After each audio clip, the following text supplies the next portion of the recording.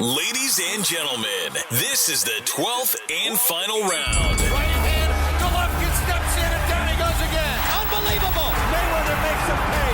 What a rookie mistake. A sensational left hook by De La Hoya. It's facts. I'm the best. You know what I mean? Sometimes I don't want to believe it myself, but it's the truth. I'm the best. I'm going to show you how great I am. From Southern California, this is the Last Round Podcast. Welcome back to another edition of the Last Round Podcast, episode 102. Back again. I'm Danny Z with my co-host Michael Shepard. How's it going, Mike? How have you been this last few days? Just living the dream, like I just said to you and Andy. Just treading water through life during this coronavirus, I guess. So obviously, if you're listening to the audio portion of this podcast, you heard Mike just mention a name. He returns. It's his second time. Here on the Last Round. Sky Sports' Andy Clarke joins us again. How's it going, Andy? Yeah, good. Not too different from yourselves. Just kind of biding time, waiting for things to change. Nothing's really changed, to be honest, since we last spoke to each other. It's kind of the same. Just beginning to wonder when we will have anything different to report. But hey ho. But everything's going well in terms of your health, family's health, safety. Everything's going okay? Yeah, it's fine. It's fine. I mean, to be honest, it hasn't really made that much difference to me. I mean, total lockdown was different for everybody, obviously. But at the minute, it's what I generally, quite a lot of my work's from home anyway. So we can't go to press conferences or weigh-ins. So that's different. So you're just in and out on the day of the fight, which isn't as much fun as before. But outside of those occasions, I generally be at home, do most of my work from home. It's my day-to-day regime hasn't been disturbed that much, really. Mm-hmm. So it's been pretty easy for me compared to most people, I reckon. Right. No, good. I mean, at least we're able to, still keep some type of routine with implemented safety measures and protocols. It keeps us from going insane, some type of routine going forward. But just jumping into this week's topics of the show, we wanted to start with judges and scorecards. I mean, obviously you've been at a lot of events working for Sky Sports and over the years, and especially across in the UK. I guess we'll start with on your side of the world with Terry O'Connor. I know there was Mike had sent it to me that they had ruled that there was no, he didn't do anything wrong or something like that. I forgot what the verbiage was, but just kind of give us your initial take when you first heard about that. What was your initial reaction to that, Andy? Well, I was there. I was at that fight night, and when I saw to kind of deal with the picture that came out, which people immediately said was him looking at his phone. I saw what everybody else saw. I saw the same picture that everybody else saw. And I didn't comment on it, but if I had, what I would have said was that there was no possible way that he was looking at a phone. The British Boxing Board of Control officials, people could say what they like about them in terms of how they interpret a fight and interpret and their cards, and we'll get to that in a sec. But for me, there was just never any possibility that he was looking at a phone during the fight. They would just never, ever do that. I've never seen any official do that at ringside from anywhere. The card itself, I was just watching. I did the first three fights, so I was just an observer for that one, like everybody else, and it was a strange fight in that not very much clean was landed by anyone, really. I was aware that Vasquez was hitting a lot of gloves, but some of his punches were getting through, whereas Ritson wasn't throwing nearly as much. And very little of what he was doing was getting through. If it had been the case that you've got one guy beating up the other guy's gloves, the other one being a lot more selective, but actually landing some solid shots, then that would be different. But it wasn't like that. Ritson, from where I was sitting, just didn't get through with enough. And you could see from his face afterwards that Vasquez did get through with some of his punches. So I felt that Vasquez won the fight quite clearly. it was an odd watch because I just couldn't understand why Ritson didn't up the tempo and do more. It seemed perfectly possible that he could, but he didn't. And the corner were telling him that he was winning, and we all thought he was losing. But the DAZN commentators, Alex Arthur, who I know Alex, I've got a lot of respect for Alex. He called it the other way. He thought that Ritson won the fight clearly because Vasquez was backpedaling and running. I think he described it as, and for that reason, he felt that Ritson won the fight. So it was a bit of a surreal experience all round, to be honest. But in terms of the border control, I think another thing that people didn't really understand was that when they called him in to speak to him, it was only ever going to be about what was he looking at? Was he looking at a phone? That was what he had to explain. They were never going to come out with a statement saying that his scorecard was unacceptable. They don't do that.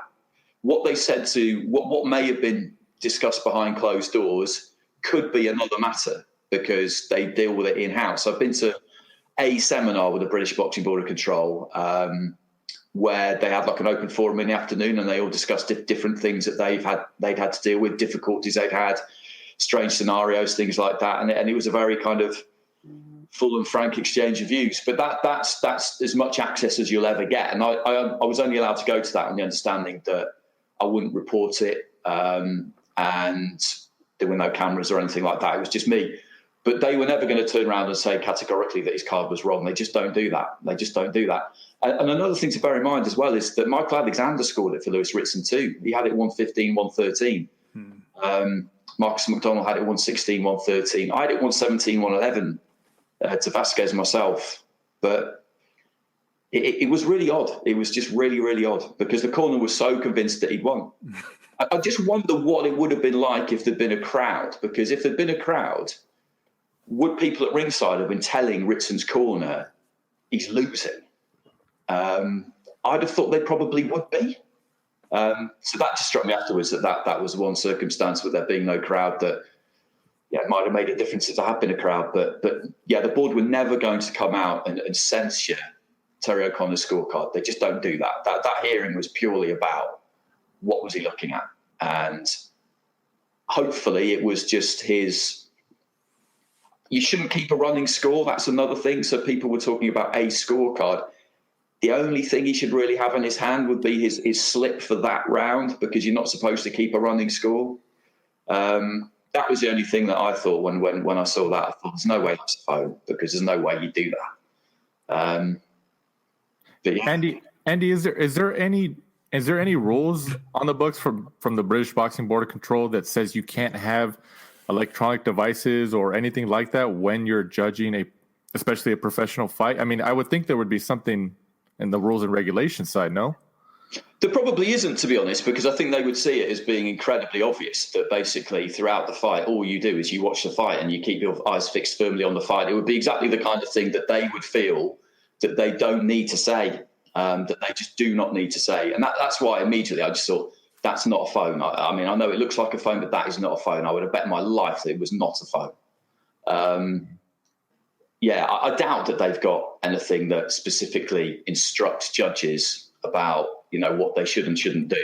If you look through rules and regulations generally, actually, there are very few, it's not a painting by numbers job to judging. They don't, people think things like, if you take 2 points for the same thing, if they then offend the third time, same offence, then it's 3 strikes and you're out and you must be disqualified. That's bullshit. That's not a rule. That doesn't happen. It can happen, but it's not a rule. There aren't that many rules and regulations in there that deal with what you must or must not do in certain situations. There just aren't. So there won't be. I'm sure there won't be because they would just regard that as being just a given that they won't do that. Andy, from your experience, typically, since you being ringside, doing the commentary for Sky Sports for so many fights now, like typically, what do you see that's around the judges who are scoring fights? Like, is it just like a pen and paper, or is it like what do you typically see around them from your experience? Yeah, that's it. They've generally got a pen, and they'll have their little pad of slips, one per round. And that's it. They'll just lean on the apron and watch the fight, write down their score. The referee will come around and collect it. I have once, because generally where we commentate from, you're right behind the judge, or they're just kind of in front of us to our right-hand side normally. And I can't remember who it was. I genuinely can't, but it was an overseas judge. I see one keep a running score, just have an extra little bit of paper noting down how he'd scored previous rounds. I remember looking at that and just nudging Matt, I think, and just saying you shouldn't be doing that. Because, you spoke every round, it's 12 individual 3-minute fights. That's how you do it. You shouldn't be doing that. I mean, you can do it in your head. It's not rocket science, I suppose, to think, okay, the last really close one I gave to Danny, the next really close one I'll give to Michael. You can, and people definitely do that. But only once have I seen someone with a kind of like extra piece of paper that they shouldn't really have. Mm-hmm. Do you think if his actual decision or the on his scorecard was, I guess, got a lot more scrutiny than what that photo showed, do you think the board would have maybe released a different type of statement if there was more scrutiny on the overall aspect? No, I don't. It's just the way they do it. They trust their officials, and they realize that boxing is a subjective sport, and that sometimes somebody will get something that the public disagrees with. Robert Smith, the secretary, gave an interview the next morning where he was possibly a little bit too dismissive of fans generally. It was one of those kind of occasions where everybody seemed to agree.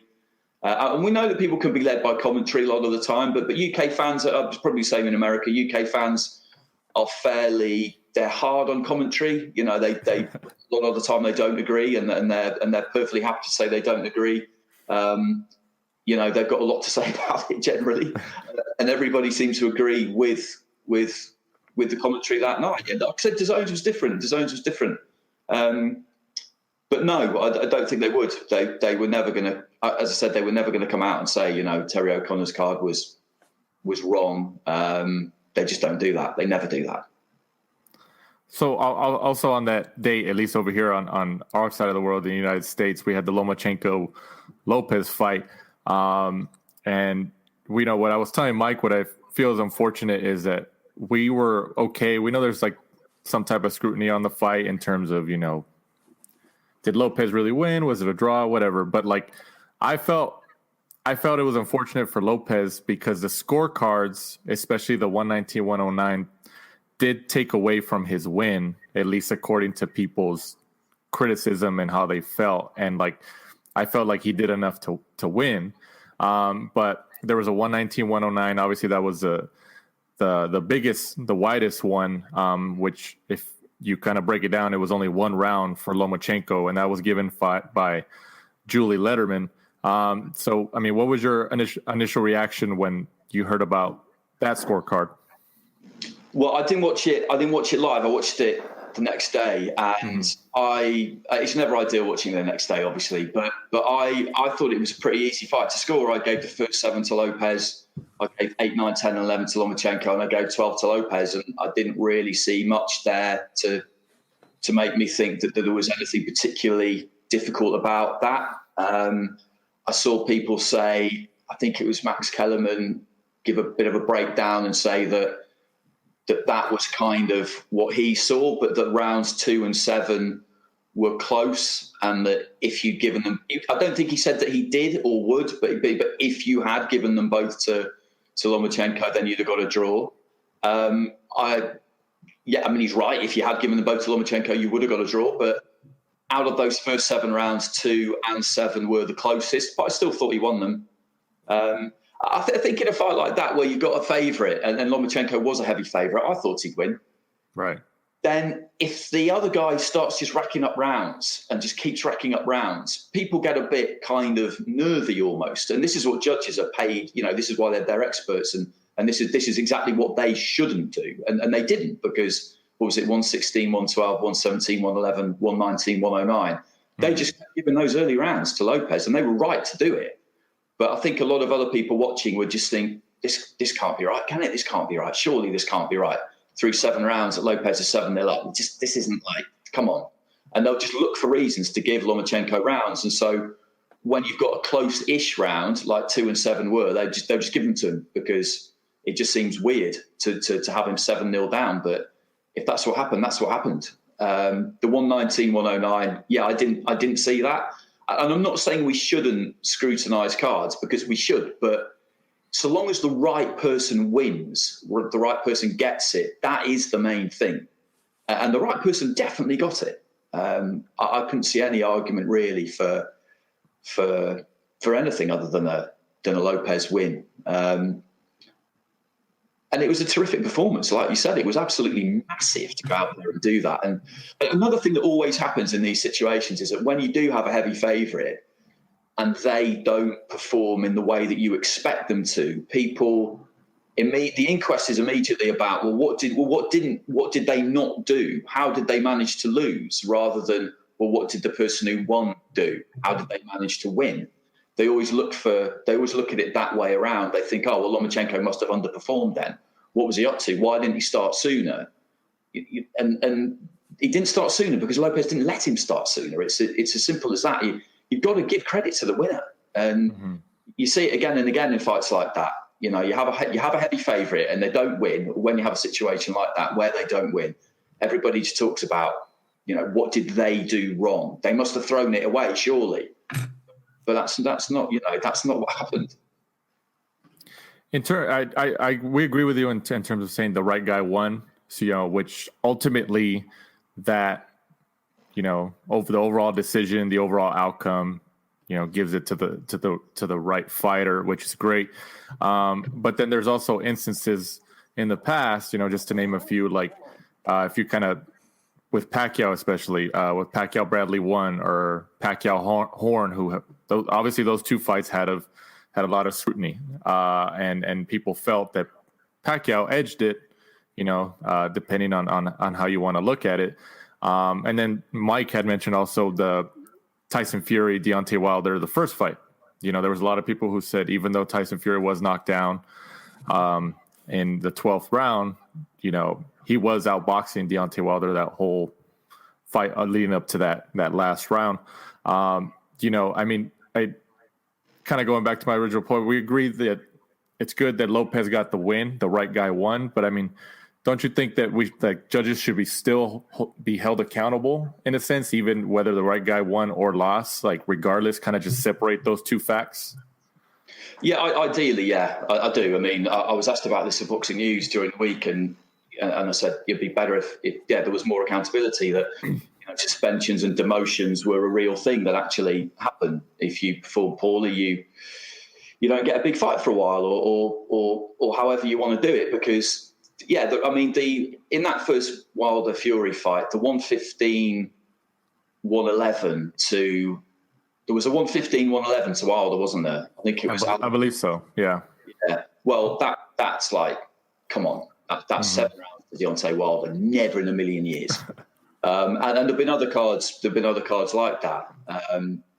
Canelo, Triple G, the 118-110. There have been plenty of examples, like you said, the Bradley Pacquiao fight, particularly as well. And absolutely, you do want sanctioning bodies or governing bodies to hold their officials to account, but who's going to make them do it? That's the problem. It goes back to the same thing in the end, doesn't it? Always, that we don't have an overarching commission in boxing that's in charge. And I remember me and Matt Macklin, our Sky colleague, talking to Thomas Hauser about this last June when we were over in New York for AJ Ruiz, and he said, well, the problem in New York is because it's a state he knows best, that there are everybody knows who the good judges are, everybody knows who the bad judges are, but at the same time, bad judges still get jobs, they still get gigs, because a promoter can get a bad judge involved because they know that they enjoy being there and they enjoy a night in a nice hotel and a trip to New York, and the quid pro quo is that if it's in any way close, then the house fighter will get it. And that's until something happens to stop that, then we're really kind of stuck where we are. And I do think that the Border Control here, they do look at things closely. People don't think they do, but I think they do. But Are the state commissions going to do it? Are the sanctioning bodies going to do it? Who's going to do it? That's the sad reality of it. But you're right. I mean, I'm not saying we should just accept it, but it's boxing. You know, that's the perfect phrase, isn't it? It's boxing. I mean, you know, I just wonder sometimes, does this happen in other sports with judges? Does this happen in like figure skating and gymnastics and synchronized swimming and diving and all the rest of it? I don't know the answer because I don't follow them closely enough. UFC, I don't even follow that closely enough to know. You may well. Does it happen in other sports with judges? I can't believe it doesn't. I mean, it must do. But in boxing, it does seem to happen quite a lot. Mm-hmm. Right. No, you're right. But, you know, just kind of moving on, since we kind of hit that topic on, you know, into the ground, as we talked about a lot last week as well. Also, this past Friday, actually, the 23rd of October, from the Azteca TV studio in Mexico City on DAZN, the super flyweights came back. I guess this is another version of the superfly card that we had out here in LA typically. Juan Francisco Estrada got the 11th round TKO over Carlos Cuadras. Not sure if you caught this fight, Andy, but just from a general sense, why? Because like I've always talked to people, and I know Mike's told me this too, like who watch these lower weight classes, and they're always entertained by these lower weight classes. This was an entertaining fight, at least in my opinion. You know, why do you think these lower weight classes, you know, entice that entertainment factor, and they just kind of go and throw it all out there? I think it's because they do exactly that. I think it's because they have the work rate to throw an unbelievable amount of punches, and generally you don't get that many quick finishes, so you get a good amount of rounds of just tremendous entertainment. And HBO, they got on that train, didn't they? They were the first really to get involved with the super flyweights off the back of Roman Gonzalez, and then others came through, you know, Inoue, and we've got Estrada and Cuadras and Sorung Visai waiting to see. You know, I think he's had a fight back at home, hasn't he, since he lost to Estrada. Waiting to be great to see him get back in the mix, but it's just another really, really good blend, and those fights can keep going for a while. But they are brilliant to watch, and I've covered a few of them myself. I've watched that fight. I watched it earlier today, and it was another great fight. And they are just guaranteed. They're just guaranteed entertainment. Andy, I didn't catch you during real time, but I sent this to Danny on Twitter that somebody put a video of round 3 where Estrada was knocked down. He actually finished the fight like 20 seconds early for the round. Oh, right. I didn't. Yeah, I didn't notice that. I didn't notice it in real time, but somebody posted the video on Twitter about it. Wow. Well, that's a serious infringement in that case, because obviously, you know, you would want that time to try and finish off the fight. It was when he sent it to me at first, and he was like, watch this, and somebody had recorded the screen, and then they put their phone right next to the time ticker on the screen by their TV, and they hit the timer on their phone to I guess do it in together and everything. But and Mike was right. It was 20 seconds early. I was like, oh wow, that's pretty insane. Yeah. But yeah, not ideal. Yeah, but I mean, you know, coming off of like these judges issues that we've been having the last week, and now that it's like, oh man, like I think I would have been more surprised if we didn't have these the judges issues the last week or so. But I saw it and I was just like, it's just going back to what you said, Andy. Well, it's boxing, I guess. What are you supposed to do? You know? But you know, just from your opinion, who did you pick in that fight before actually Estrada got the TKO? Did you think Cuadras was going to take it or Estrada? I was kind of behind Estrada on that one because it's just that he's had a good couple of years, hasn't he? That fight against Sorung Visai was a bit odd because Sorung Visai boxed orthodox for at least half of it, from what I remember, maybe up to about longer than that, I think, actually. I covered that one and I couldn't quite work out why he did that, but Estrada he's a formidable fighter, and with Gonzalez back as WBA champion, There's just a really obvious match to make there. And I'd imagine that they're going to do that early in 2021 by the sound of it. And everybody would love to see it, because Gonzalez, I did wonder whether his race might have been run after those 2 fights against Sor Rungvisai, but it was a great performance against Cao Yafai, because Cao Yafai went into that fight with real, it was a fight that he'd been waiting a really long time for, a fight against a real big name, and he was full of confidence. He thought it was exactly the right fight at exactly the right time for him, the best possible fight for him, because he's still the biggest name, Gonzalez, and he showed that he's still got plenty left. So we definitely all want to see that. And Julio Cesar Martinez, who has been a little bit of a favourite of mine for a while now, since seeing him against Andrew Selby, really, because Selby's a terrific fighter. Probably wasn't at his best that night because he had a lot going on in the background, but even so, he's a brutal fighter, and some unifications in that division would be good as well. I mean, there's Artem Delakian with the WBA, isn't there, I think, and Maruti Umthalani with the IBF. Either of those two would be brilliant before he moves up, which I'm sure he probably will before too long. Andy, you mentioned Roman Chocolatito Gonzalez. He was also on that card, got the 12-round unanimous decision win over another Gonzalez, no relation, Israel Gonzalez. This was for the WBA Superfly world title. And like you mentioned, it's likely that they're going to, I think they said it, that they will match up Roman Gonzalez and obviously the winner, like Estrada, sometime in maybe early 2021. How would you see that fight panning out? Estrada Gonzalez. It's difficult to say. Like I think last year I would have said Estrada, but Gonzalez is. I mean, that performance against Yafai was a really good performance, and it was a good performance last night too, because Israel Gonzalez is a good fighter. Like, he gave. I mean, a lot of people thought he beat Cao Yafai in Monaco. I called that fight, and it was definitely close. So he's enjoying a bit of a renaissance. Roman Gonzalez.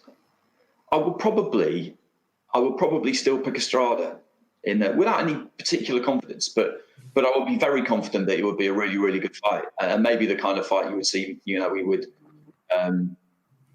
be the start of a couple of fights they might have at this point. But yeah, that's definitely going to happen, isn't it? Early next year, I thought, as soon as they can get it done. Do you think Chocolatito can find that rhythm that he was in just like 5 years ago, where there was a lot of people who had him in arguably their top 2 pound for pound fighter in the world? Do you think? But then he, like you mentioned, he had the losses to Sor Rungvisai, which obviously was a big setback for him. But the last year or so, like especially after this past weekend's win, he's definitely back in the mix with the world title, especially. Do you think he can find that rhythm again and get back to the top of the division and maybe the top of the, imaginary pound for pound list? I think age is definitely a thing with him, or at least it looked like it was, because he's had a lot of fights, and generally in that weight division, he's old for that weight division. Traditionally, he's old for that weight division. I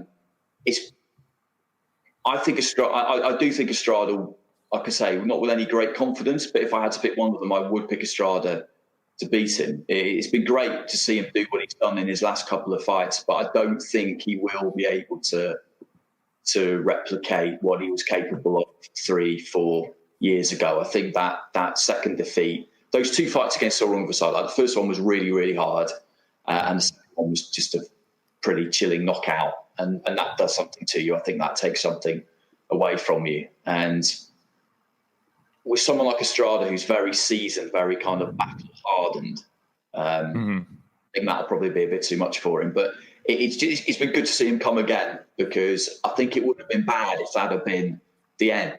If the last thing we saw of him was that stoppage against Sor Rungvisai. I don't think we really wanted it to be over at that point. You just want them to finish having made a load of money and in good health. That's all you ever really want. But sometimes with someone like that, you don't want to see them go out like that. But I would pick Estrada.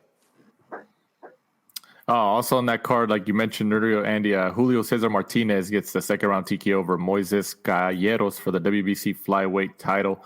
When we had Eddie Hearn on our show in Phoenix, Arizona, just after the Jacobs Chavez Jr. fight, Eddie Hearn's a big fan of Martinez. He's a big fan. He really likes the kid. He feels like he could do a lot with him, especially at the lower weight classes. What do you think about his performance and then him, overall potential going forward? Yeah, I mean, he took care of business last night, which I definitely expected him to. I just really like watching him. I mean, we saw him against Charlie Edwards here on the Lomachenko-Campbell undercard, and he was winning that fight. Charlie had struggled to make flyweight again, which I think was a factor. He didn't want to go on about it too much, but we could see during the week that it had been difficult for him. It's always going to be hard to make that weight, but Martinez was well on top in that fight, and he just had a rush of blood to the head and hit him with a body shot when he was obviously down, which the referee didn't see originally, and then Mauricio Sulaiman stepped in and declared it no contest on the night, which was a big talking point at the time, but really that would have happened anyway. 3 weeks later, they'd have gone away and looked at it, and that's what would have happened anyway. So he just kind of circumvented all of that, and he's just a very, very exciting fighter to watch. That fight against Rosales was a good fight. Rosales is a tough fighter, and he just broke him down and beat him up. And it's going to take a fairly special fighter to avoid that happening to them. I think he has a look around in that division, and there's not that many really big fights to be had. Dalakian, I don't know loads about. I know that Charlie Edwards and Sonny Edwards have been out sparring him. Ukrainian fighter, Umthalani, South African fighter with Colin Nathan. He's a road warrior. He'll go wherever. I think he would take that fight probably if they can get that done. But I don't think it was hang around there too much longer. I think he just wants one more fight there, see if he can unify. Not particularly bothered probably against who it's against, and then move up, because that super flyweight division, like you were saying, is hot still, and there is some money in it, and that's what it's all about for them, isn't it? It's prize fighting. They want to make as much as they can make, but he's just brilliant to watch, and that is always going to make you very appealing for a promoter. Right. Yeah, I remember that's what Tom Loeffler had told us before too. When he was on the show, and then when we've talked to him at events, he had, because he was, at least to bring it to HBO and pitch it to them to say, hey, these super flyweights, they could fight, and I think he had said that HBO at first was like, well, they don't really have any names, but Tom Loeffler had sold them like, no, but it's entertaining. He's like, just give them a shot and people will be entertained. And I mean, you could see that just how many super flight cards did he put on over here in LA? 3? Was it 3? I think 3. I think he had a plan for one more, but I think that's when HBO was kind of going down and they kind of told him no. But yeah, you're right. I mean, they might not have the name recognition of like the heavyweights, for example, of course, or maybe even the lightweights at Lomachenko, like Lomachenko Lopez, but they're definitely entertaining to watch. So to a casual fan, you should keep their attention for a pretty good amount of time. But moving on to probably what everybody tuned in for, this upcoming Saturday, the 31st of October, from the Wembley Arena in London, on Sky Sports and DAZN. Sky Sports pay-per-view, right? Yeah. Right? Sky Sports pay-per-view in the UK. Alexander Usyk, 17-0, still remains at the heavyweight division, goes up against, at least in my opinion, up to this point, at the heavyweight. It'll probably obviously get tougher as he goes forward. His toughest test in Derek Chisora, who is now trained by David Hay. Give us your initial take on this fight, Andy. I've always really liked this one from the time they made it, because it's been frustrating for Usyk since he moved up to heavyweight. He was supposed to fight Carlos Takam in May last year, and then Takam got injured. I thought that was a great first fight at heavyweight for him, really, really sort of ideal fight. Then it got put back to October, and he was supposed to be with Tyrone Spong. and then he failed the drug test. He ended up with Chaz Witherspoon at short notice, and it was a glorified spar, really. No disrespect to Witherspoon, but he, full credit to him for taking it in a few days, and we didn't really learn anything. He weighed in at 215, I think, so 15 stone 5, which was pretty much where we thought he'd be. The mobility and the speed still seemed to be there, but we didn't learn a lot, like I said. And against Chisora, we definitely will, because you look at his resume, Derek, and he has lost quite a lot of fights. He's lost 9 fights, which is a lot for somebody who keeps getting big fights. But, 2 against Tyson Fury, 2 against Dillian White, 1 against Vitaly Klitschko, 1 against David Haye. He got a terrible decision against Robert Helenius for a European a while ago. So, yeah, 1 was Agit Kabayel in a pretty abject performance. But he's just, when you think he's finished, he always manages to pull something out of the bag. And if Usyk isn't really big enough for heavyweight, then we'll find out. Chisora will find that out. And he does seem to be getting better as he gets older, because I think he's buckling down to the training a bit more. You described him as being trained by David Haye there. We don't really know who's been training him, to be honest. For his last fight, he had Dave Colwell for a couple of fights, and Dave couldn't commit to coming down to London. Derek had been up to Rotherham to Sheffield for the previous couple, Senad Gashi and Artur Spilka. But for his last one against David Price, David definitely had some input. Stephen Broughton was in his corner on the night, but you could kind of tell from talking to Stephen and to Derek during fight week that they hadn't really been doing that much work with each other, because I asked Derek at one point, I've seen Stephen around a lot, but I was just checking on a couple of things with him, and he didn't know his surname. And with Derek, that's not a total indicator of anything, really, because he kind of, he's away with the fairies quite a lot of the time. But we do believe that he's been doing quite a lot of work down at a kind of MMA gym, and I think one of the things they've been working on quite, physicality, basically. Using that extra weight, using that extra strength, making sure that he can't just pivot around him and spin around him, getting up on top of him and pushing him back into the ropes, turning him, throwing him around if necessary, as much as he can get away with doing. And I think that's a pretty good plan, because he is going to be a couple of stone heavier. He's been about 260 for his last few fights, I think, Chisora. I don't see Usyk coming in more than 220, so maybe more like 3 stone heavier, 30 pounds, 40, more like 40 pounds in your money. And that is what he's got to do. They're just 2 such really interesting personalities, because all they've ever done, the pair of them, is just be themselves. And usually in boxing, you talk something like Hayes, a great example. We've got Tony Bellew around all next week as well, and he's a great example too. 2 people who self-promoted themselves unbelievably well, and there were plans and strategies behind it from years out in certain cases about what they were going to do and how they were going to go after someone and what they were going to say. Whereas with Usyk and Chisora, they're just themselves all the time, for better or worse. With Usyk, it's kind of for better, because he generally behaves himself, and he's got that kind of Eastern European mystique about him. With Derek, he's for better or worse, it can be about 50-50 sometimes, but he genuinely doesn't care. And you meet plenty of people who claim they don't, but he genuinely doesn't. I was about 10 feet away from him when he went off in, I thought, pretty unacceptable fashion at the press conference for Prograis Taylor, where he basically just said that it was a joke having them top of the bill because they were lower weights and no one cares about them, and everybody just cares about my fight, and I should be top of the bill and I should get more money.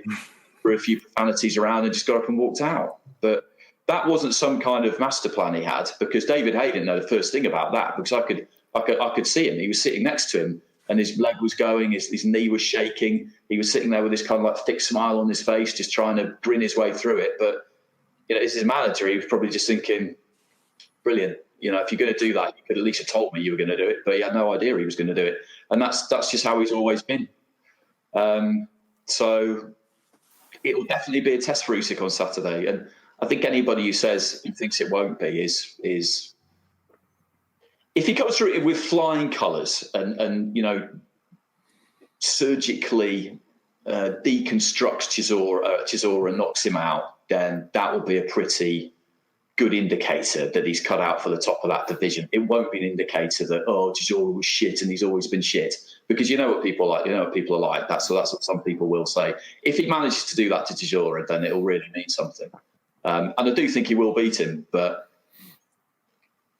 with Derek, you just, you don't know. You don't know. We've sometimes thought he's not maybe the biggest puncher, but then again, he sparked Carlos Takam when no one really thought he would.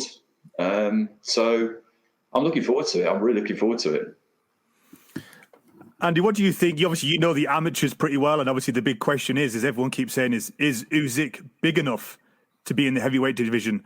When he was in the amateurs, obviously he was fighting at super heavyweight. He fought people that we know, like Joe Joyce. So what's your opinion on people saying that they don't think he's big enough?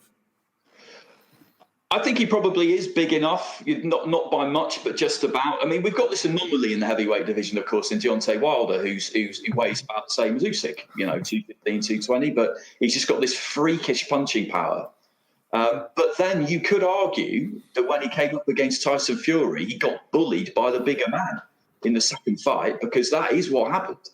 But Fury, again, there aren't too many people around like him. And size is definitely a thing now. Hay did it himself. He stepped up from cruiserweight to heavyweight and beat Valuev, who was, a foot taller than him and 7 stone heavier than him or whatever, but not a particularly, skilled boxer. And no one would ever claim that he was, although it was pretty amazing managing to bridge that kind of size gap. But I think he's big enough, Usyk, personally. And it just depends, I suppose. Can he take the power of a top heavyweight when they catch him clean? If they're able to do that, that's not going to be the easiest thing in the world to do. He's not just going to stand there and let it happen. But that's the biggest question, I think. I think he's big enough to be able to hit hard enough to put a dent in people and to win rounds and to win a fight. I don't see anybody being able to walk through it. That's something that you wonder sometimes, isn't it? I don't see that happening.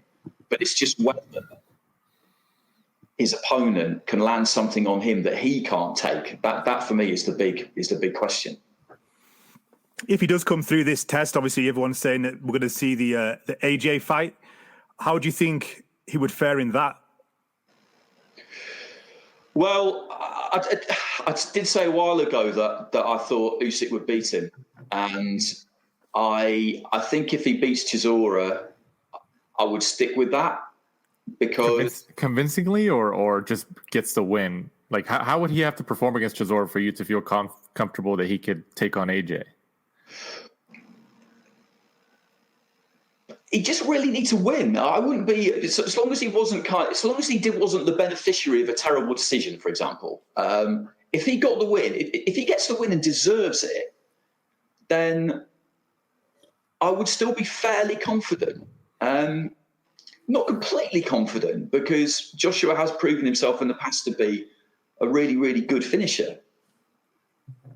But Usyk has been doing this a really long time, and so has Fury. And that, for me, is the advantage that they have, in that they've been boxing for longer, quite simply.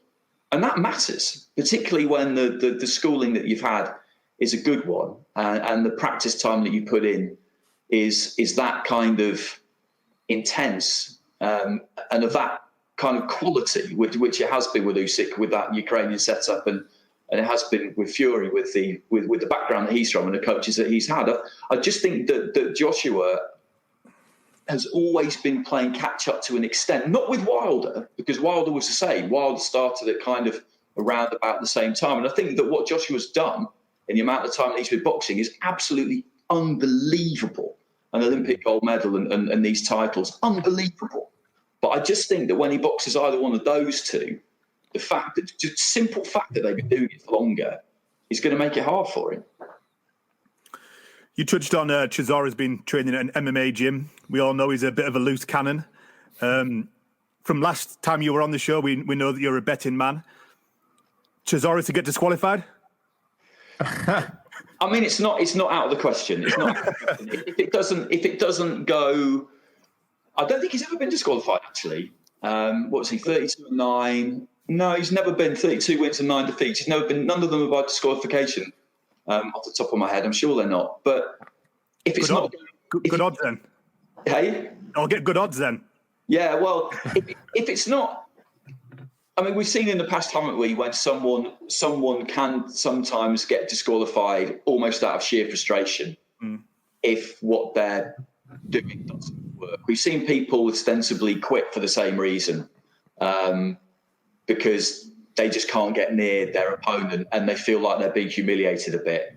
And I don't think there's any way in the world that Chisora would ever just turn around and say, that's it, I'm not doing this anymore. Although you never know with him, you really, really don't. That's the only situation in which I could see that happening would be if he just can't do a thing with Usyk and just tries one thing too many.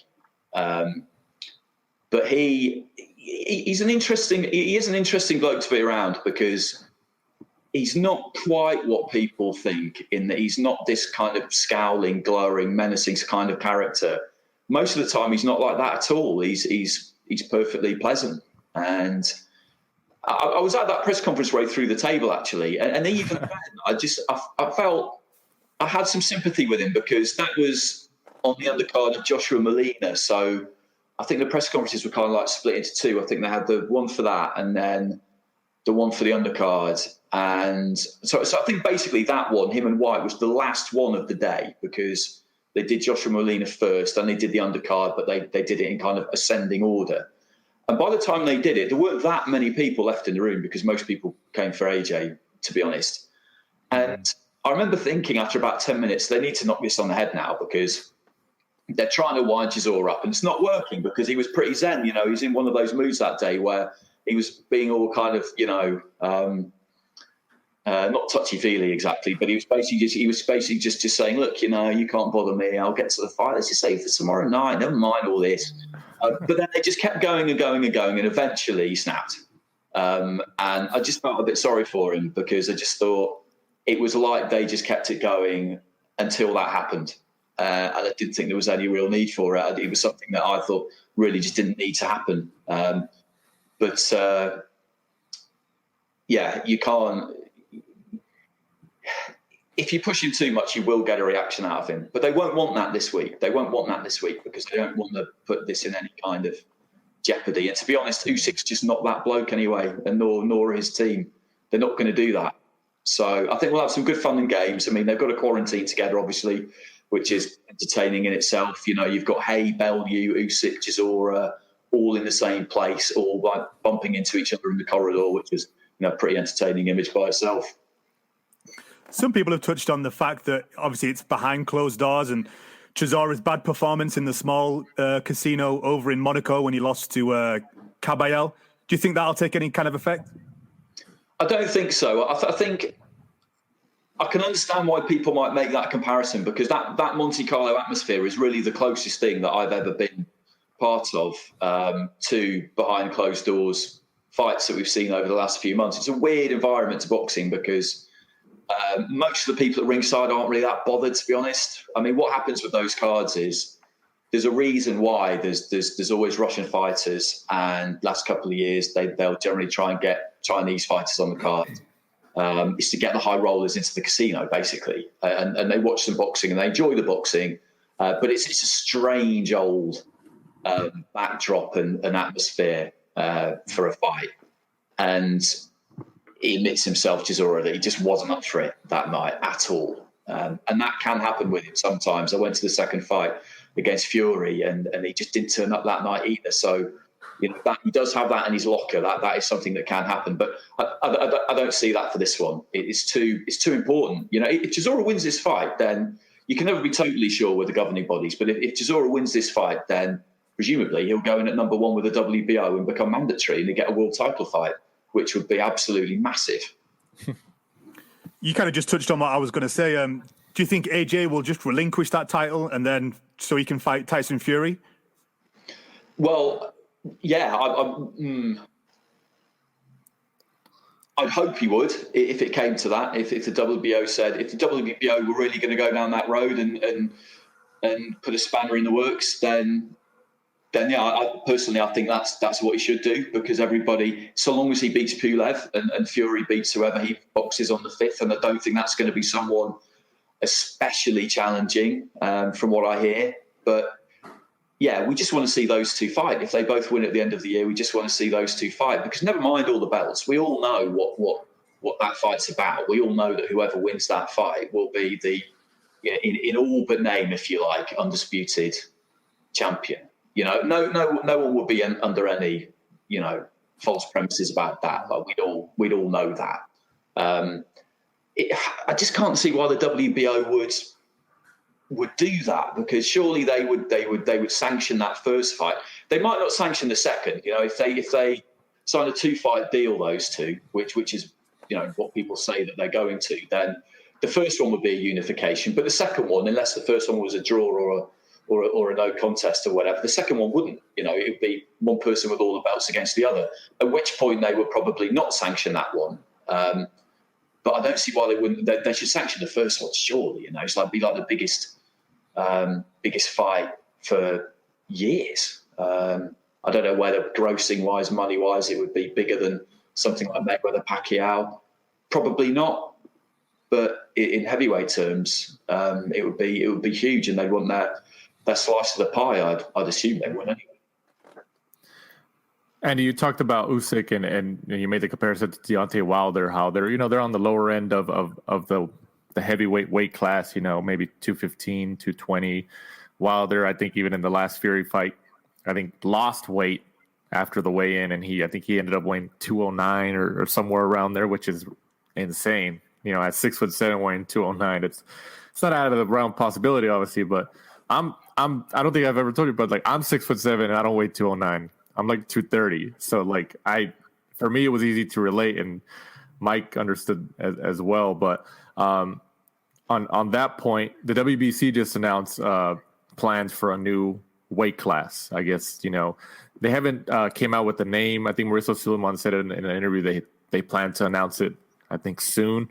But the limit is going to be 224, which ideally would be, in the same realm for somebody like Deontay Wilder or Alexander Usyk. Do you see Usyk or Wilder fighting in that newly created division that the WBC wants to institute? No, because the heavyweight division is the big division. That's the blue ribbon division. That's where all the money is. That's where they want to go. I think it's completely pointless, the WBC trying to invent these new weight divisions. I did hope I was talking to Bellew about this because he was their guy. They spoke to him about it, and what I was hoping would happen would be that they would maybe introduce maybe you could push cruiserweight to 210 and put a weight division at 190, because you see a lot of fighters stuck between light heavyweight and cruiserweight, and that's hard, because if you're too heavy for light heavy but you're not really big enough for cruiser, then you've got a problem because you're stuck in the middle and it's 25 pounds, and that's tricky. But no, they step up because they want to box at heavyweight. I don't think either of those two would have the faintest interest in boxing in that newly created division. None whatsoever. They want the crown. They want to be the king.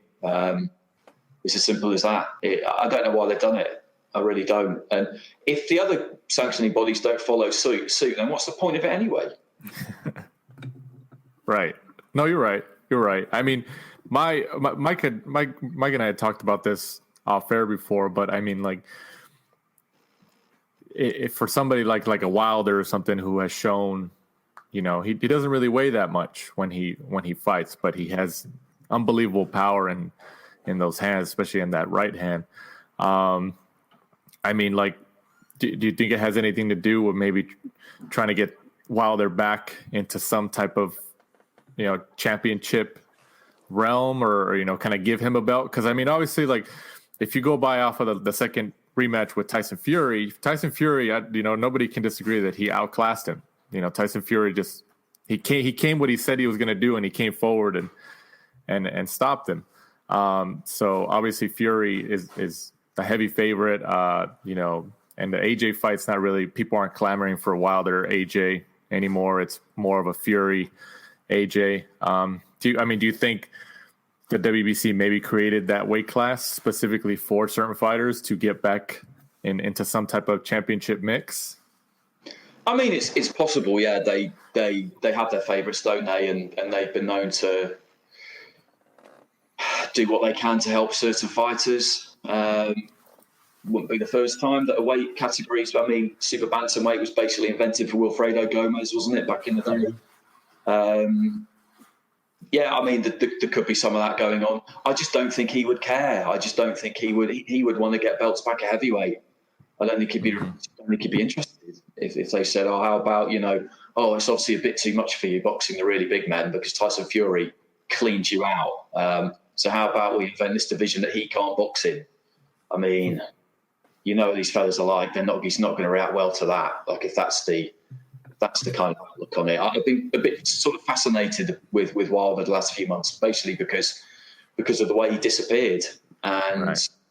I just wondered what's the word on the grapevine over there as regards that third fight and just him generally, because I did read something the other day about the time limit may run out on that third fight for the rematch, and that could happen because it was February, wasn't it? And it could be 6 months to get the fight agreed. And I know we've had a global pandemic, but this is boxing, and unless they've got written into the contract, right. Or he doesn't really want that fight, he's not going to say, "Oh, you know what? Because we've had a global pandemic, I'll make that allowance." If they don't want it, they don't want it. If they don't have to do it, then they won't. I mean, what's going on with it? What do you guys know? Well, I from my perspective, I think that I think everybody I agree that saying that Wilder has been silent for a long time now, quite a few months especially. So everybody's just kind of speculating. They don't know what's going on in his head, and then Fury and especially Bob Arum and Top Rank over here come out and say certain things like about the fight or that the contract negotiations, that the deadline is passed. But I mean, ultimately, I don't think nobody really knows the ultimate deadline in that contract language. And like you said, we don't know. There's a global pandemic currently, obviously, but we don't know if there's anything like a force majeure clause in the contract that, relates to that global pandemic aspect or anything. Nobody knows that at the moment. And at least from my opinion, and you guys tell me, Mike or Andy, you guys tell me what you guys think. But I think Wilder being so quiet, obviously it's a type of strategy. I think he knows, I feel like Wilder's still that type of guy with his personality. He's going to come back and really, show I went back and I rebuilded myself and I'm back or something like that. I feel like it's a complete strategy and he's just kind of disconnected for a while. So people he kind of gives off that mystery, what's going on with Wilder? How come he hasn't been talking? I mean, it's just Fury pretty much talking about him, just keeping his name out there. But I mean, that's my perspective in terms of, I think Wilder will just pop up out of nowhere. And I think it's weird that Fury and, Bob Arum or some people at Top Rank have said we're going to try to go for the AJ fight, or sometimes the deadline is passed. Some people have said the deadline passed in that contract. But Wilder's team, I think his manager, I don't know if it's Shelly Finkel still or not, says the opposite and says no, we're still good to go. So, I mean, who technically are we supposed to believe? What's going on here? Yeah, completely. One thing you just cannot see happening is him going out like that. He can't. He has to come back.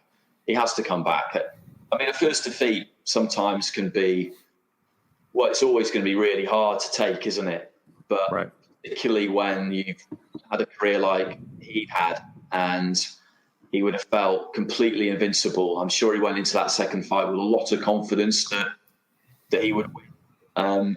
Even though his ego might have been a bit bruised after the first one, with everybody saying that Fury should have got the decision. I'm sure he still would have looked at it and just thought, well, but I did knock him down twice. Next time I'll knock him down and I'll keep him down. I'm sure that's what he thought. And to be taken apart the way he was, that's going to take some reconciling yourself with, and you've got to find a way of explaining it to yourself. And whether you blame it on Mark Breland, or whether you blame it on the suit you wore going into the ring, or whether you blame it on something else, you find something, don't you? You find something and then just try and put it behind you. But the confusion around it is a bit odd, because they say it's going to happen. Fury's adamant it's not going to happen. And we're told here that he's fighting on December the 5th. But that's definitely happening. And we'll wait and see who that's against. But as for where Wilder resurfaces, I can't, I'm fascinated by it. I kind of can't wait for it, because he's great I really, he's a massive character in boxing. And I haven't been an enormous fan of some of the things that he said, as any right-minded individual wouldn't really enjoy hearing a fighter talk about getting bodies on their record. We can all do without that. But generally, I think he's a very positive force in the sport, because he's tremendous to watch, and he's got a great story. So I really hope we do see him back and back as a major player again. I mean, imagine if he came back and he knocked Fury out. I mean, it'd be unbelievable, wouldn't it? It'd be absolutely unbelievable. I mean, that division then would just be incredible, because then everybody would have lost. Everybody bangs on about unbeaten records or, O's and all the rest of it. But that would be amazing. If he came back and knocked Fury out, it'd be incredible. Just for the good of the division, really. Right. Absolutely. Yeah. Also moving on to that card, Tommy McCarthy, 16-2, goes up against. All right, Mike, help me out on this one. Andy should know it. Go on, Andy. You're doing the card, right? Bilal. It's Bilal Lagoon. So this is. So Lawrence Okolie won the European title, the European Cruiserweight title, against Ivan Garbu last year. That was on the Prograis Taylor card, I think, at the end of October. And good win for Okolie. And Garbu was training at the Ingle Gym in Sheffield. Good, strong, solid fighter. I think he felt that physically he would be stronger than Okolie, and that's how he would win the fight. And you could see kind of about a round into the fight, or even earlier than that, when they first tangled and had a little bit of a wrestle, that he wasn't the stronger of the two. And a lot of people look at Okolie and think they will be, because he's got that slight Bambi on ice look about him. He's tall and he's kind of quite skinny, really, but he's really, really strong. And from that point onwards, he was never going to beat Okolie. And Lawrence hasn't looked great at cruiserweight. He's had some fights which have not been good to watch. But I think part of the reason is that everybody he's boxed so far, he's felt their kind of physical strength compared to his own and thought, well, I know how I can win this fight. It's not going to look great, but I'll definitely win. And if you've got that in your locker, how it'd be pretty difficult not to do it. That's my kind of argument with him. I don't think he'll necessarily be able to do that against Krzysztof Glowacki, who he boxes for a world title in December. But anyway, that's a kind of different story. So that's what happened with that title. And Okolie vacated it. So Tommy McCarthy, who I think had been installed as his challenger by the EBU, he's got Bilal Lagoon, who's actually at number 14 with the EBU. And I don't really know how he's got this fight, to be honest, because he's challenged for it once before against Dmitro Kucha, vacant title, and got a draw, but that was 5 years ago.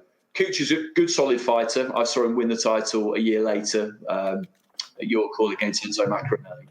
But Lagoon's just not really boxed anyone for the. I think he's had 2 fights in the last 3 years and not against anyone. So I don't really know how he's managed to get this chance. McCarthy was a really good amateur boxing for Ireland, went to World Championships, boxed in WSB a couple of times, was a top international amateur, as in he went to the major tournaments, medalled at the Commonwealth Games, which we get excited about here, but to be honest, the World Championships and the Continental Championships are well above the Commonwealth Games. And he started well as a pro, but then he really kind of just lost his way. He just couldn't get fights. He lost the fight to Matty Askin, but that kind of his stock rose after that, if anything. He was a British title eliminator a few years ago. And then he just disappeared into the wilderness. He couldn't get any fights. Did some good sparring, just couldn't get any fights. Changed manager, came back, boxed Richard Riakporhe last March, and it was one of those fights where on paper you'd have thought he would win because he'd got all this amateur pedigree and all the rest of it, and Riakporhe didn't have any of that, and he got stopped. And at that stage, I really wondered where he could go. Then he took a fight against Fabio Turchi, undefeated Italian fighter, last year, away from home, away corner. Turkey's team picked him because they thought they'd beat him, that he was a good name, that they thought they'd beat him, move onwards and upwards and all the rest of it. He hadn't been recruited to win. He'd been recruited to lose. And he won. And he deservedly won, split decision in the end. He's got Katie Taylor's dad, Peter Taylor, in his corner now. And he's got good fundamentals from that amateur pedigree. And there's always been ability there. And he should beat Lagoon. If he doesn't beat Lagoon, then he will never forgive himself, because this is a great opportunity to win a European title. You can't completely write Lagoon off. But, as I say, when you look at what's happened with his career, particularly recently, it is a bit of a mystery as to how he's got this fight. And McCarthy should beat him. It's as simple as that, really. Also on that card, Lee Selby, 28-2, goes up against George Kambosos. Kambosos was actually on one of our bonus shows last week. Mike talked to him for about 15-20 minutes. This is one of the other fights I'm definitely looking forward to this matchup. What do you think about this matchup between Selby and Kambosos, Andy? Yeah, I listened to that. That was a bonus for me that you got him on, because I just started doing my notes. I just started checking him out, and there's a reasonable amount of information on him, but it's always better to hear from them themselves about their journey and the rest of it. And I was a bit confused about the timeline at one point, about when he started sparring Pacquiao and things like that. So Mike cleared that up for me, which was great. Well, whenever you've got an undefeated fighter, it's always, and particularly one who's got some confidence and is articulate, has got something to say in Kambosos, then it's always going to make for an interesting kind of fight. And all the sparring he's done with Pacquiao across, I think, 3 different camps, he's been out to the Philippines, that means something. They've sparred 4 rounds in the wild card, these two, him and Selby, I think 2 years ago. And Kambosos, as Kambosos tells it, Selby was running for his life. Selby's version is different, as you would expect. And Kambosos would win against Mickey Bay, a former IBF lightweight champion. Good win, but a good bit of matchmaking, because 36 Mickey Bay by the time he boxed him, and I think he'd had one fight in the previous 2.5 years or something like that. So a great bit of work by the matchmaker. Good name, former champion, but well past his best. So we really don't know how good he is, basically. That's the truth of the matter. He's boxed in America a few times because he signed with Lou DiBella, who, isn't in the habit of signing bad fighters. So he's got some good credentials. Selby was a good champion at featherweight with the IBF, came unstuck against Josh Warrington, moved up 2 weight divisions, and has had 2 wins. The last one against Ricky Burns a year ago on that World Boxing Super Series final card. A fight which I was scoring it for Sky. I had it 115, 113 Selby. I thought he won, and he did get it. It was close, and he's by far the most experienced of the two fighters. And on that, I would pick him, because he's not been in a load of wars either, so he doesn't have that many miles on the clock. But it's just that great thing where you have an unknown in Kambosos. Just because he hasn't boxed at the same level as Selby, it doesn't mean that he can't. And he's always been a lightweight. He's been a lightweight right from the beginning, all the way through. And Selby, as I said, he jumped up 2 weight divisions, and that's a lot. So is he really a lightweight in terms of his kind of punching power? These are all the things that we'll find out. I mean, you would know more about him than me, Kambosos, to be honest. I mean, what do you make of this? I think it's a real clash of styles. You got Selby, who, he's kind of like fleet of foot, especially when he spars. I've watched Selby spar, and he's unreal when he spars. That jab he has is just really fast, really accurate. Kambosos seems to be more somebody who's just going to walk you down. But like you touched on, I think even though he had about 100 amateur fights, you don't know what he's going to be like. Quite a lot of the Australians and New Zealand fighters, when they come over to the US or to the UK, there's a real depth in, the skill level. It just isn't there because of, all the amateur fights they've had. Boxing is not as popular in, that part of the world. So it'll be good to see. I think Kambosos will just come there to fight, though. I think he'll try to walk Selby down. So I think it's going to be, Selby's going to be on the back foot, just kind of pot shotting him from the outside the whole fight.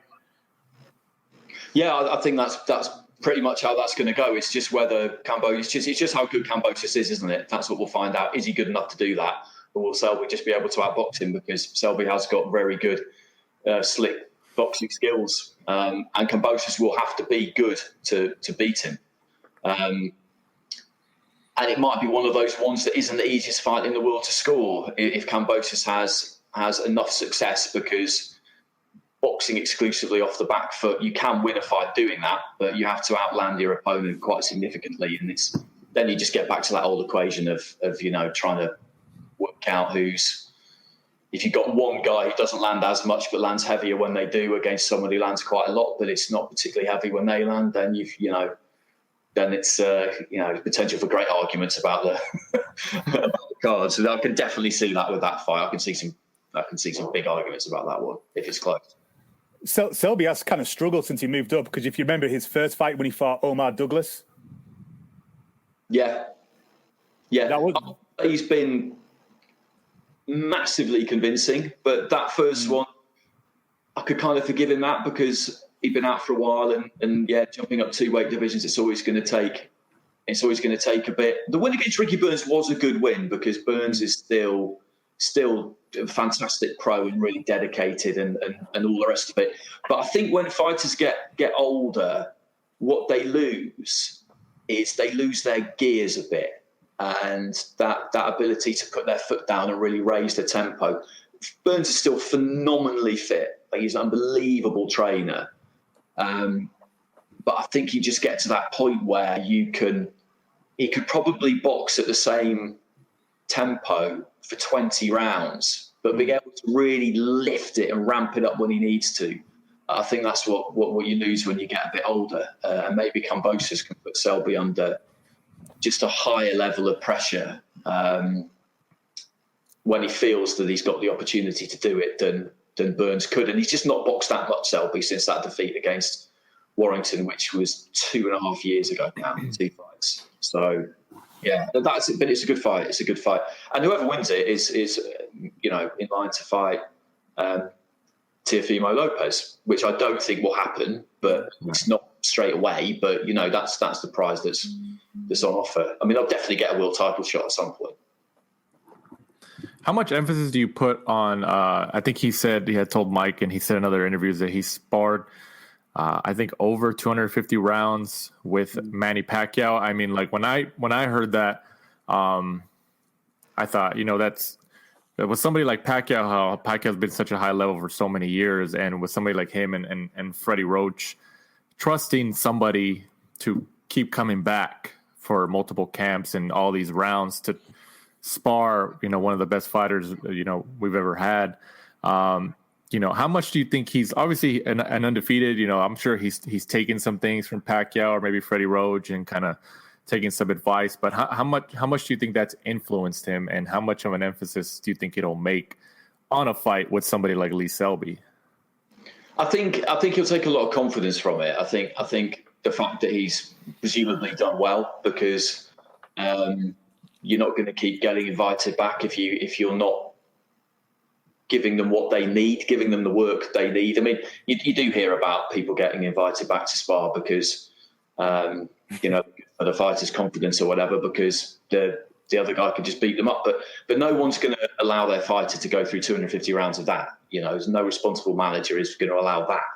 So I'm absolutely sure that's not the case. So it will have given him a lot of confidence that he's been deemed worthy to be in that kind of, in that situation. And also it's the little things as well with stuff like that from what I'm told, is that the time you get to spend around that person, that kind of champion, and maybe you get to chat a little bit and you see how they live and you see the things that they do away from the ring. And I'm sure he would have had the opportunity to speak to Freddie Roach. Like I said, I know he's been over to the Philippines. It's not just been in the USA. It's the whole package. It's the whole all-round thing. You talk to people who used to go over and be part of Klitschko's camps, and we've had a few fighters from over here go and work with Usyk, and that's what they say. It's just it gets you more familiar with their kind of mindset and what it will take to be a champion. I think that's always the big plus for it, really. And moving on for the vacant WBO middleweight title, Savannah Marshall 8-0 goes up against Hannah Rankin 9-4. What's your take on this female fight, Andy? This is a good fight. We were supposed to have this 2 weeks ago in Peterborough, and then Peter Fury tested positive for COVID, so they managed to get it back on really quickly. He retested a few days ago, and he's negative. They'll all test again when they go into the bubble. I think they all go in tomorrow on Monday. So hopefully we don't get any positive tests with that fight or any of the other fights. But Savannah Marshall was a very successful amateur. She won the World Championships in 2012, beat Claressa Shields, still the only person amateur or pro to beat Claressa Shields. She went to London 2012 as a massive, as favourite probably, off the back of that gold medal, because it was earlier the same year, to win gold in London. And she went out early, and she admits that the occasion got to her a bit. She was young, so it's understandable. And she stayed amateur until Rio. Fell just short again in Rio, got a bronze at the World Championships, I think, earlier that year. So it maybe didn't quite do as an amateur what she was expected to do. Then when she turned pro, amazingly to us anyway, she turned pro with Floyd Mayweather. That is as unlikely a pairing as you could possibly imagine, because Savannah Marshall is quiet girl from the Northeast, doesn't really say a lot at all. And Floyd Mayweather is none of those things. It was really strange. It was a bit of a strange one, but that didn't last for too long. There was no acrimony, but it just didn't last for too long. And now she's being trained by Peter Fury. She was going to box for a light heavyweight world title back in April against Giovanna Perez, but we all know why that card didn't happen.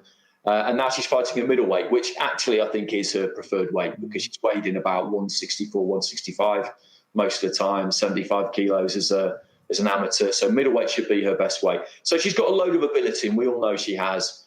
What we don't really know is, can she convert that to the pro ring? Yes, she's got skill, but professional boxing and amateur boxing is still very different. Will she be prepared to? And this is always the question with successful amateurs. Basically, to win a fight in amateur boxing, you don't have to hurt your opponent. You don't have to hurt each other in an amateur bout. In professional boxing, you do. That's what it's about. You have to hurt them. They're going to try and hurt you. At some point, it's going to happen, and you've got to be able to handle it. And we'll see. Hannah Rankin came through white collar. She's a classically trained bassoonist. She grew up in the west of Scotland in a small village, which they used to film this kind of Scottish series called Take the High Road years ago. I don't know if I ever had the pleasure of seeing that. It's very remote. I think there were I know her pretty well, actually. I've been to see her in the gym a couple of times. There were, I think at one point she was the only person in her year group in her class at school. There were like about 20 people at her school. And she did do combat sports young. I think she took up taekwondo, but then she took up the bassoon, and she's very talented at that, graduated in that, got a degree in that, is a professional musician, and still does that. But she moved down to London to pursue that, went into white collar, did well, got to the point where no one really wanted to fight her, so turned pro. And she's had 2 world title fights already against Alicia Napoleon, went the distance, super middleweight, took it at fairly short notice. And then Claressa Shields at middleweight for unified titles. They didn't get on particularly well before that fight. Covered that fight, sort of clash of personalities. I think Shields felt that she could bully her a bit, maybe, kind of verbally, mentally before the fight, and that wasn't the case. And great friends. You know, they're sparring partners. Clarissa's been over to Churchill's gym in London to do camps and clinics and stuff like that. She's had some defeats outside of that. She won an IBO title at Super Welter and then lost it in Malta against a good Swedish fighter called Patricia Bergholt. She got put down after about 5 seconds, and it was quite a tight one on the cards, but she lost, and I think she felt that was fair enough. So they've come completely different routes, and they're very, very different people. But I do think that'll be a really good fight, because I've been kind of waiting for Hannah to get on a big domestic show for a while, just so she could show people what she's about. I'll be very interested to see which way this one goes. If Marshall can deliver on her pedigree, then she should win. But she's definitely not going to have it all her own way. And this is their best weight for the pair of them, because female fighters more than male fighters are required to switch around weights more at the minute, because there's not as much depth, that we know. But physiologically, they're more capable of doing it anyway. But I like that fight a lot. I think that's going to be a good fight. Yeah, I am glad that they were able to reschedule it right away, and that, you know, Peter Fury was able to test negative, because I thought, you know, we see all these cancellations, and, you know, we come to be accustomed to these cancellations because of the global pandemic and everything that's going on. You see a cancellation, and then it's like, oh, you know, well, it's going to be a couple months out or something. So putting it 2 weeks out, luckily that Peter Fury tested negative, is good. You know, it's still in people's minds, and they're back on the card being able to fight. So that was really good. Also on this card, Amy Timlin, 4-0, goes up against Carly Skelly for the vacant Commonwealth title. What do you think about this matchup, Andy? Yeah, no, this is a good fight too, because these two are, it's a Commonwealth Super Bantamweight title. These two are both bantamweights, really, but there's already a Commonwealth Bantamweight title of a Scottish fighter called Kirsten Fraser. So they both agreed to step up a weight. They're both undefeated. Timlin's 4-0, Skelly's 3-0, I think. Big age gap. Timlin's 20, I think. She's trained by Kieran Farrell, who was an ex-pro. Doing well as a trainer and promoter now. She's managed by Dave Caldwell, who has got her on this card, basically. Has got this fight on this card, because it was supposed to happen in August, then early October, and now it's been switched. Didn't have a great deal of amateur experience, Timlin, but she did pick up a world title as a kickboxer, and people who've seen her rate her. Skelly's older. She's 33, I think. Has always been an athlete. I think she was track, basically, or sort of middle distance running, I think. And she got an injury, which meant she couldn't really do that to the level that she wanted to anymore. So she took up boxing and quickly got to an ABA final, boxed for England. So she's got a good kind of pedigree behind her. She's got a good team in her corner as well, from the Everton Red Triangle gym. So they've both got good backing, good credentials. They've boxed a couple of the same people and both taken them the distance. So there's not really an awful lot to tell between them, to be honest. But I just think it's a good match. And again, we expect another good fight. We've seen a lot of good women's fights in the UK in recent times, because they've been good matches. And I expect this to be another one. You can't really say with any certainty what's going to happen, given what they've both done in their pro careers so far, because they've both just been in fights they were supposed to win and they won them. Right, absolutely. Also on the card, Dave Allen, 18-5-2, goes up against Christopher Lovejoy. What do you think about this matchup, Andy?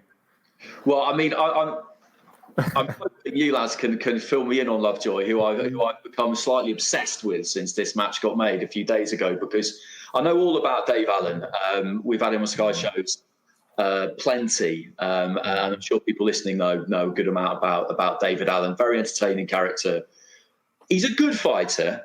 You know, he's a decent level fighter, and I think he could win a British title at some point if things kind of fall for him. He's one of those ones you worry about a little bit, because he's taken some really hard fights.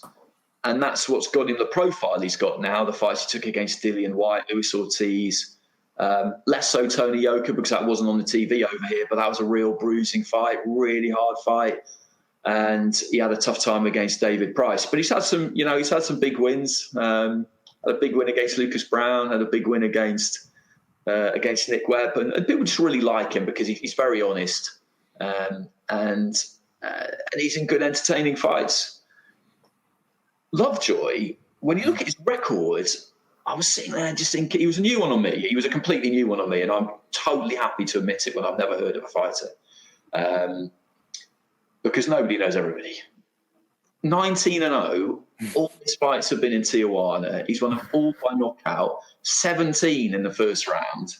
13, his first 13 in the first round.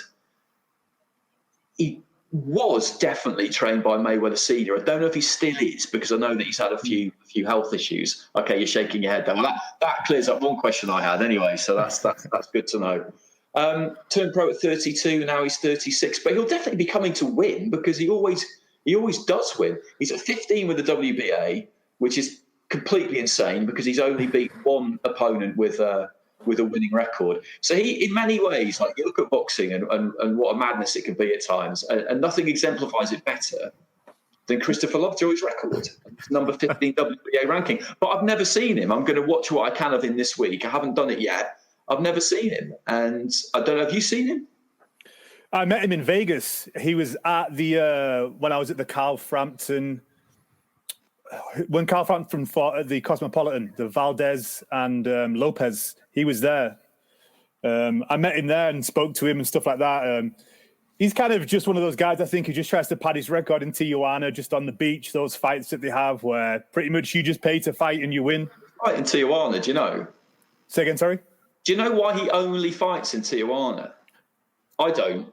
Just because I think a lot of people go there to pad their record because, you know, you can fight a lot of the people when they start pro here that you can fight at 16, 17 in Mexico. So they go and fight there. Yeah, you just pretty much, you pay to fight, you get the victory pretty much. That's why everyone goes there, just to kind of get a few wins under the belt like he did and probably gets a good payday from Eddie Hearn. He seems to kind of move around. He was training in LA, he trained in Vegas under Mayweather Senior, and then now he trains in Florida. He kind of weighs in at just whatever he turns up at, anywhere between 260 and 350. So, do you know who trains him now? No, I'm not too sure who he trains now, but I know he's in Florida. Okay, that's interesting. Yeah, I mean, there were bits and pieces about him. There was a little story that Tyson Fury had told to an English radio station about how when he was training in Vegas for Tom Schwartz, I think, the lads at the Mayweather gym told him about this guy who was always saying that Fury was a bum and he could knock him out. And they got him on the phone and he came down and Tyson chinned him with a straight right hand in a matter of seconds, and Lovejoy's version is different and all the rest of it. But, But for Dave Allen, like if he beats him, then he'll take that ranking. He'll go in at number 15 with the WBA. I mean, their rankings more than everybody else's are absolutely just absurd at times. And that's. I think he's been as high as 12th at one point. I think I read, but it was a real rabbit hole to go down. When I saw his name, I just thought, right, I've never heard of this guy. Then I started looking at him, and I just thought, just gets more and more interesting. The kind of deeper I go, and it's. I'm not in the bubble. I'm not going into the bubble this week, but a few of the guys are. So I'll be very interested to see what he, what his kind of take on the whole occasion is really. But like you say, with his weight, he's been. I think his last fight he was 237. His second fight, I think he was like 323. He's been Jarrell Miller size, and he's been kind of normal heavyweight size. So I guess Dave Allen should beat him. I mean, that's what you would have to assume from that. But again, just because he's chosen not to box anyone who's going to represent any kind of a threat, he certainly hasn't got any miles on his clock. That much we do know. Mm-hmm. If you go back, there was when was it? I'll just have a look. March 2019, when somebody dropped out of fighting Joe Joyce. Him and Sam Jones had a spat on the internet for quite a while, and he was trying to talk his way into fighting Joe Joyce. Oh, that's right. He was mooted as an opponent for Nathan Gorman at one stage. I think Daniel Dubois beat Nathan. Oh no, it was a fight before Gorman fought Dubois. He ended up with Kevin Johnson. That was another thing I read, was that he almost talked himself into that fight. So he's been after this for a little while. Well, I mean, he's got his chance. We'll see what he's got.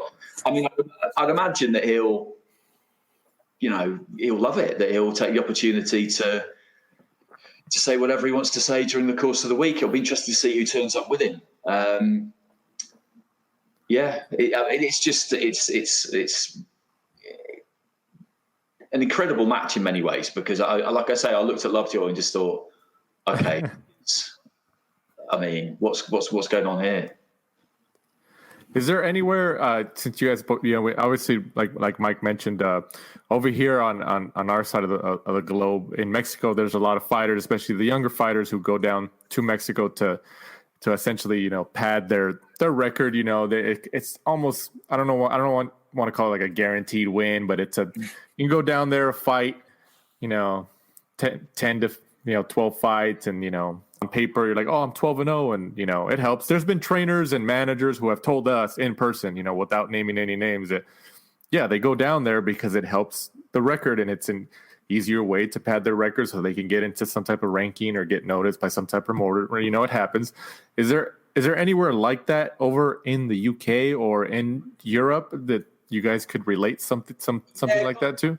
Kind of. There isn't in the UK. There are plenty of fighters who build records in the UK, but they'll do it against recognised away corner fighters, and it'll all be legit and above board in that sense.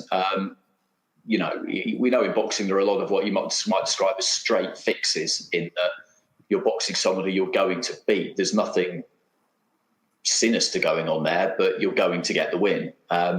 With European fighters, what I see quite a lot is you have these kind of like two-tier fighters in Europe, where they take difficult fights away from home, and then they will just pick up really easy wins at home. And that happens a lot with kind of Hungarian fighters.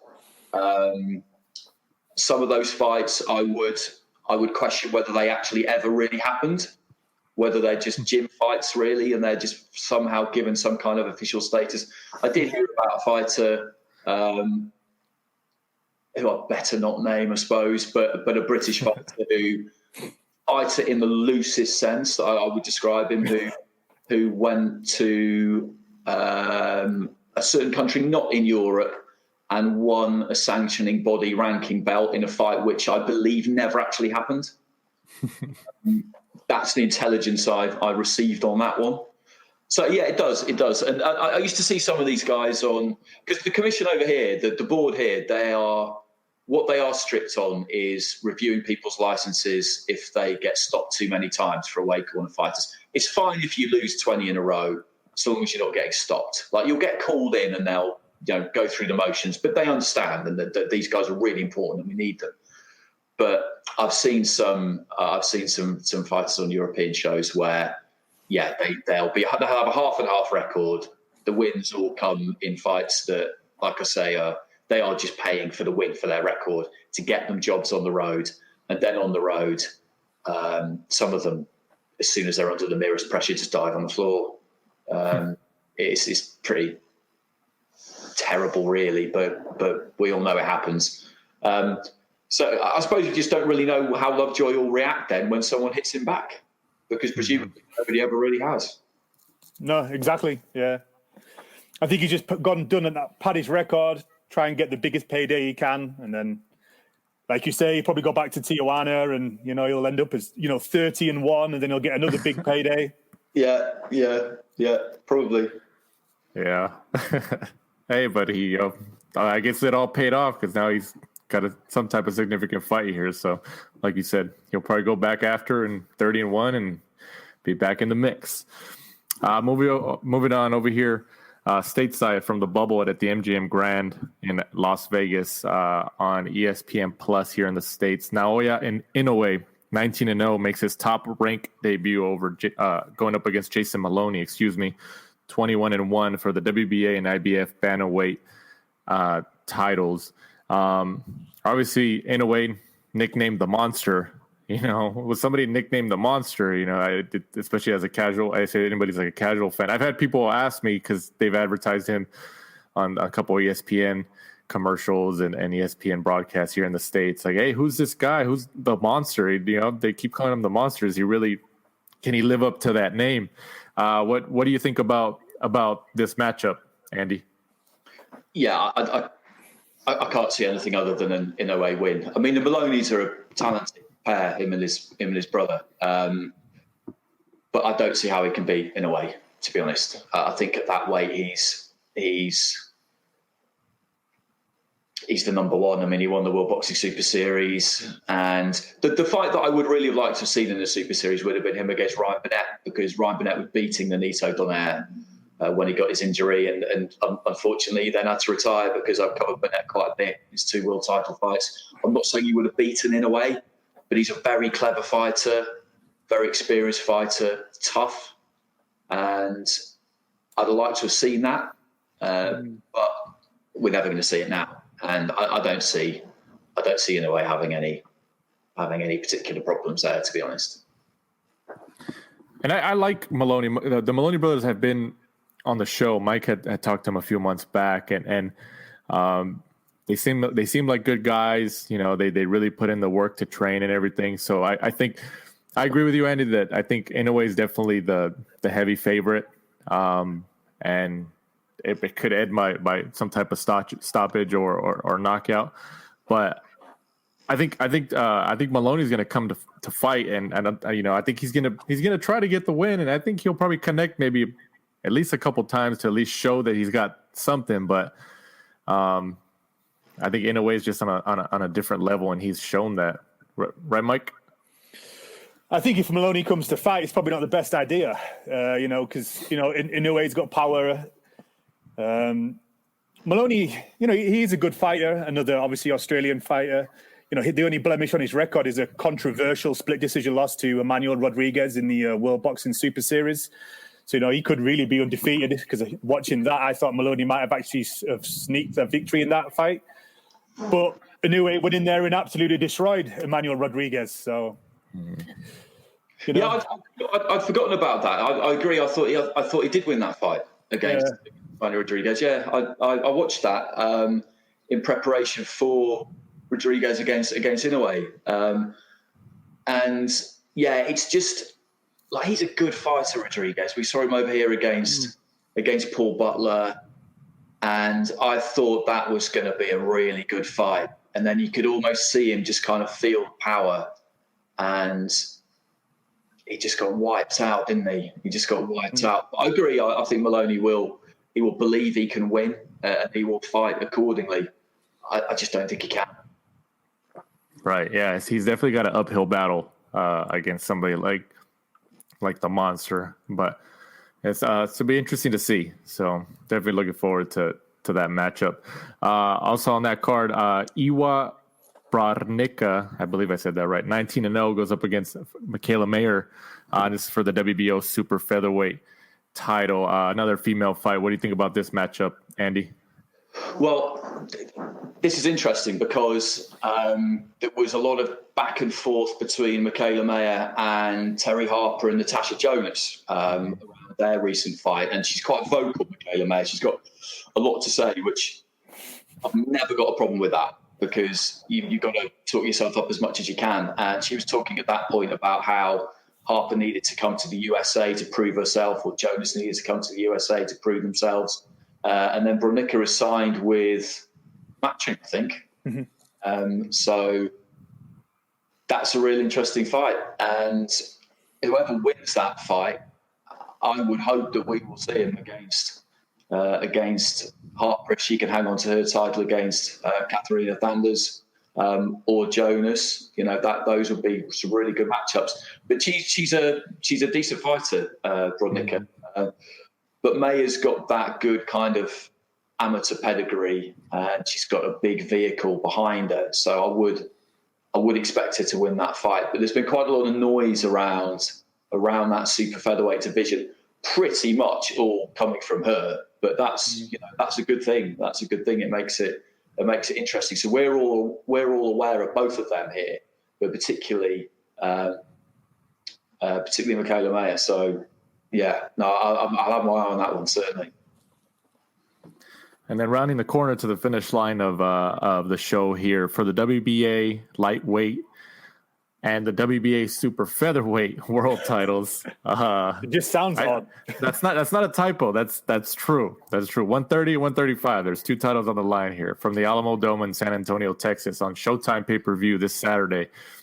Gervonta Tank Davis, 23-0, goes up against Leo Santa Cruz, 37-1-1. What's your take on this, Andy? Well, I've always been a Davis fan.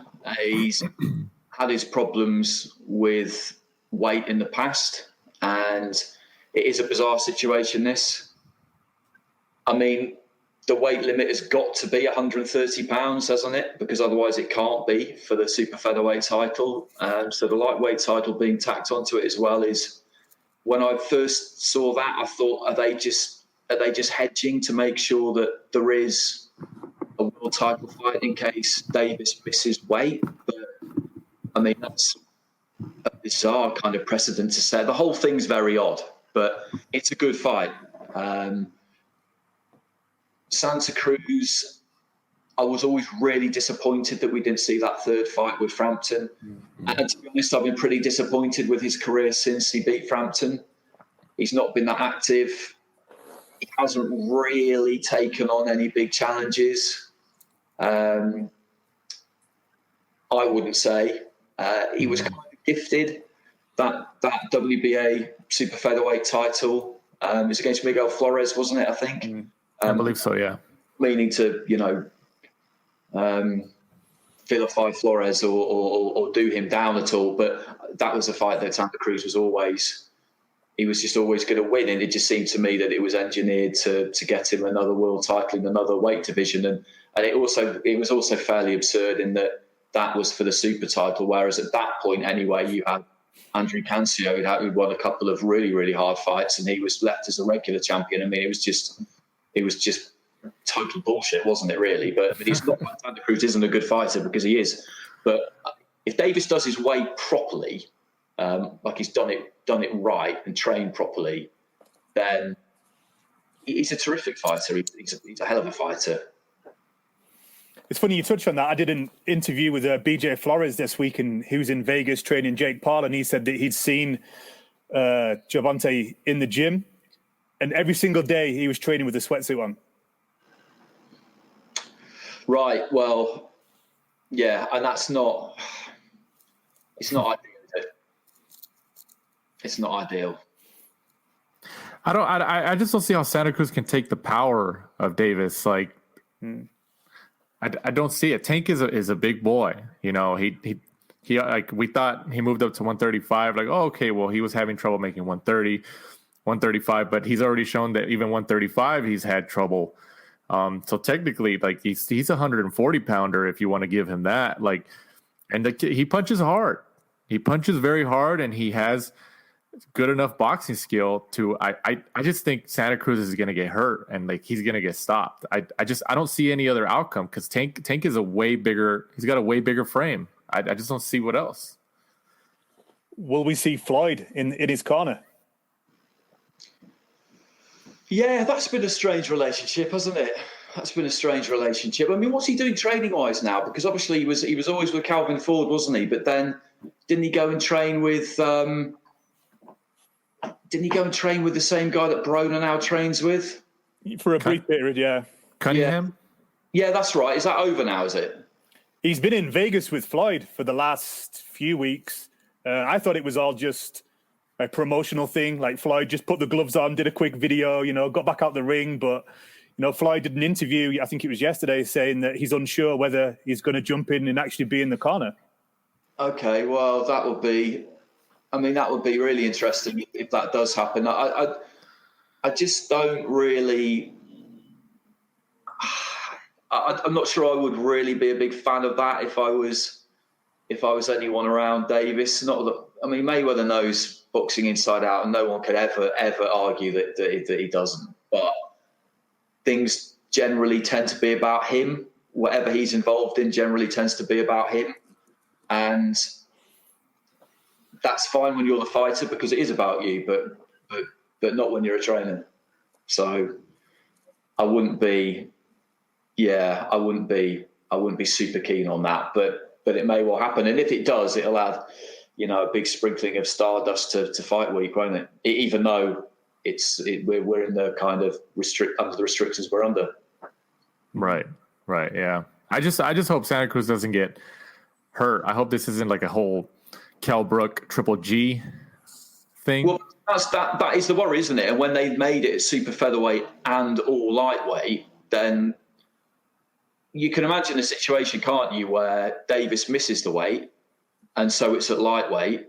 Santa Cruz's super featherweight title isn't on the line because obviously it couldn't be, but he's forced to fight at lightweight, and he will have to because he's I don't know what he signed, but you'd imagine that is the understanding, and he will get compensated for it. The terms of the contract would have compensated him for it, but it could end up on the night that he's in against someone who's not only really good, but he's also a lot bigger than him, and then that is absolutely what you fear, is that he gets hurt, because that would just be really bad for the sport. Right. If, Leo Santa Cruz managed to pull it off, he'll become a 5-weight world champion. And I think we all just kind of agreed when Andy said that he's kind of not had the most exciting, and, his resume is slightly soft for potentially a 5-weight world champion. Yeah. Yeah, I mean, I don't think anyone could really argue against that. But if he beats Davis, then fair enough, because that would be a huge win. I just can't really see it happening. Right, yeah. But I think that's the intrigue behind it, is that Santa Cruz does have talent, but Davis is the favorite, especially with that power. But who knows? There's definitely intrigue. Yeah, I suppose if Davis hasn't done the weight right, but he does manage to make super featherweight, let's say that there's a penalty we don't know any of this, obviously, but let's just say that there's a penalty in place if he doesn't make super featherweight. That allowance has been made by putting the lightweight title on the line as well, but he's really supposed to make super featherweight, and he actually does it, but he does it wrong.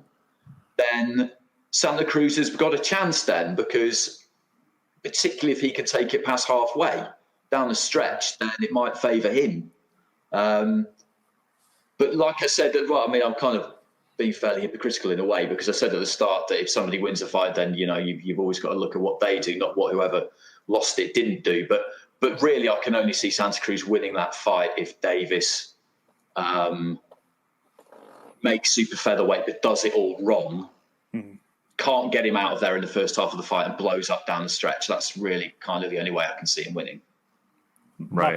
My boxing coach said that in the amateurs, Leo Santa Cruz was known in Spanish, and Danny can probably tell us it in Spanish, as pillow fists.